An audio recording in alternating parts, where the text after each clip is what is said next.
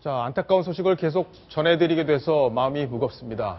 자, 아내의 전 남편과 딸을 살해한 인면수심의 안산 인질범. 그런데 오늘 입에 담기 어려운 충격적인 사실이 또 추가로 밝혀졌습니다. 바로 의붓 딸을 성폭행까지 했다 이런 얘기인데요. 어떤 이야기인지 이동희 차장하고 자세히 또 알아보겠습니다. 이동희 차장. 네. 자, 이게 사실로 밝혀진 건가요? 어떻습니까? 예, 일단 관련된 사람들이 진술을 이렇게 하고 있어서 맞는 이야기로 지금 확인이 되고 있고요. 예. 사망한 이 둘째 딸이 고작 16살에 불과한데요. 2년 전에도 성폭행을 했고 초등학교 4학년 때는 너는 내 여자다. 뭐 이런 식의 성적 수치심을 불러일으키는 듯한 이야기들을 서슴없이 내뱉었다고 하니까요.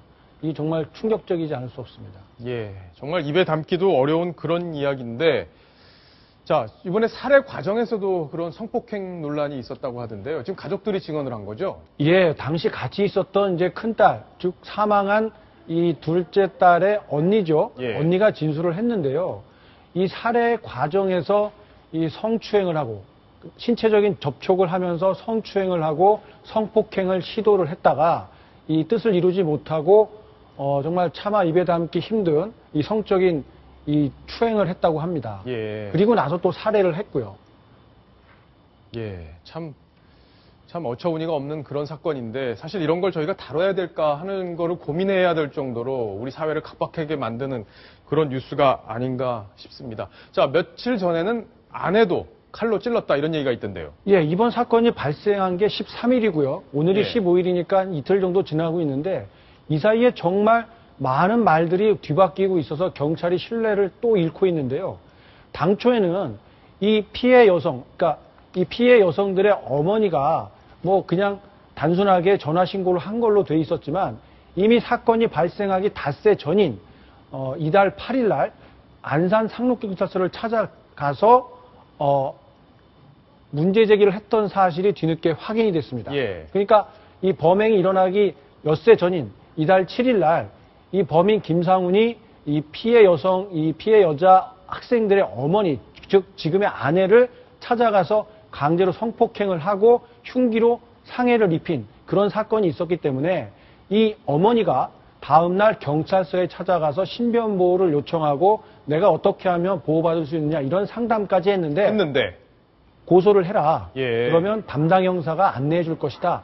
약간 소극적인 자세로 이야기를 하는 바람에 이 어머니가 제대로 확신을 갖지 못하고 그럼 다음에 오겠다 하면서 경찰서를 그냥 나갔다는 거죠. 그렇기 때문에 이 막을 수도 있었던 이 사건이 결국에는 2명이 희생되는 그런 참사로 결론이 나고 말았습니다. 자, 우리 경찰, 물론 경찰이 이런 일이 벌어질 거라고 예상은 하기 어려웠겠죠. 그러나 상황, 칼까지 맞았다고 하면 좀 심각하게 보고 대응을 해야 여성이 찾아와서 텐데. 폭행과 살해 협박을 당했다. 나 좀 보호해 줄 수 있겠느냐라고 이야기를 했다고 한다면 무슨 내용인지 좀 더 구체적으로 들어봐야 되는데 모든 절차적인 책임을 당신이 고소장을 쓰면 담당 형사가 도와줄 것이다. 이렇게 마치 이렇게 남 얘기하듯 하게 되면 예. 어느 누가 경찰한테 얘기했다 오히려 보복받는 거 아닐까 이런 걱정을 하게 되잖아요. 이 용의자 김상훈은 계속해서 당신들 죽여버리겠다, 가만두지 않겠다 이런 협박을 끊임없이 해왔는데 그렇게 협박에 시달렸던 사람들에게 고소해라. 이거 참 무책임하고 예. 쉽게 내뱉는 이야기. 경찰은 우리가 민중의 지팡이라고 하는데 지팡이는 자기가 의지할 때 쓰는 게 지팡이잖아요. 경찰 왜 존재하고 있는지 다시 한번 또 생각을 해봐야겠습니다. 자, 손수호 변호사. 지금 그 당시에 담당 경찰관이 이런 대응을 했는데 사실은 더 손쉬운 방법이 있었어요. 왜냐면은 가정폭력이나 성폭력 같은 경우에는 예. 피해자가 이제 전화 한 통화만 하면은 변호사와 상담도 바로 가능한 그런 한라인이 있거든요. 따라서 당시 경찰이 직접 도움을 주지는 못했다면은 그런 번호라도 안내해가지고 실질적인 도움을 얻을 수 있도록 그런 조치가 있어야 되는데 그것이 이루어지지 않은 것이 좀 아쉽습니다. 예.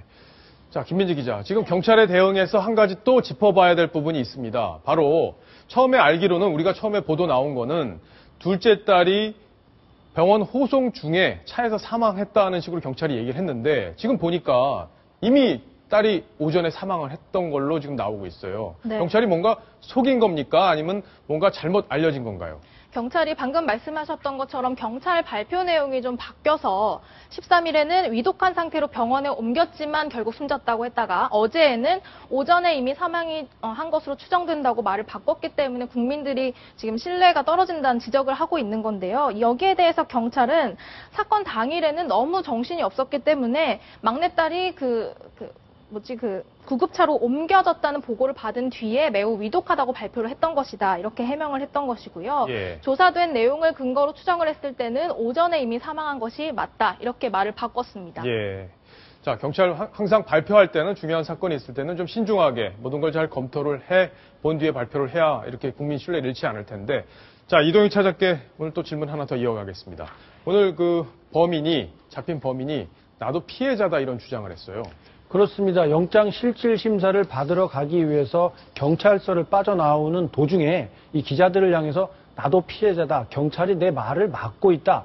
이런 주장을 펴가지고 많은 사람들을 좀 당혹스럽게 했는데요. 예. 이 준비된 영상과 음성을 직접 들어보시면서 설명 이어가겠습니다.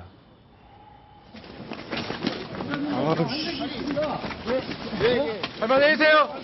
모두 한편의 피해자입니다. 경찰들이 내 말을 다 막고 있습니다, 지금. 자, 다시. 어떤 말을 받고 있나요? 어떤 깨끗한 수사. 그러니까 이번 사건에 죽은 건 경찰 잘못도 크고, 예? 애 엄마 영웅도 있고. 아까 경찰 잘못 때문이라는 게 무슨 말씀이세요? 무슨 의미세요? 그때 자체에 영향은 있었습니다. 오히려 나를 안정시킨 게 아니고, 나를 더 답답하게 만들었고, 더 흥분시켰고, 내 요구 조건은 절대 들어지는 게 없이 오히려 장난당하는 기분이고. 자, 지금 범인 김상훈이 왜 저런 얘기를 하는지 뭔가 의도가 있을 것 같은데요. 손수호 변호사께서 좀 분석을 해주시죠. 네, 첫 번째 가능성은 실제로 정신적인 문제가 있을 수가 있어요. 예. 그 두 번째는 혹시라도 자신에 대한 건 처벌수를 낮추기 위해서 본인이 심신미약이다, 심신상실이다 이거를 보이기 위해서 연기를 했을 가능성도 있고요. 예. 마지막으로는 글쎄요, 이 범행 자체가 본인의 피해의식의 발로인 것 같거든요. 그렇다면은 실제로 정말 이 세상 사람 모두에게 어떤 경우에도 교수님의 그 피해의식이 나와서 이번에도 자연스럽게 나온 것이 아닌가 생각이 되는데 의도가 어떻든 간에 지금 저렇게 그 김상훈의 이야기를 동조하고 동의할 사람은 아마 아무도 없을 겁니다. 엄벌에 처해야 되겠죠. 예. 자, 경찰이 아마 인질극을 벌이는 과정에서 뭔가 문제가 있지 않았을까 하는 추정을 할 수도 있어요. 경찰이 날 더 자극했다, 내 걸 들어주지 않았다 이런 얘기를 하는데 그 부분은 어떻게 보십니까? 글쎄요. 아직 그게 사실로 확인된 부분은 아니기 때문에 좀 조심스럽습니다만 예. 일각에서 제기되는 그런 의문대로 전문가가 투입이 안 돼서 결국은 화를 북돋아서 결국은 그 수칙에 어긋나게 했기 때문에 사망했다라고 한다면은 경찰 쪽에서 약간의 책임은 있겠죠. 하지만 예. 그렇다 하더라도 저런 살인 행위 자체의 정당성이 얻어지진 않으니까 그 부분에 있어서는 참작이 되지 않을 것입니다. 예. 자, 이번 사건 속보가 계속 쏟아질 텐데 저희가 또 면밀하게 챙겨드리겠습니다. 자, 이번 소식 여기까지 마무리하겠습니다. 자.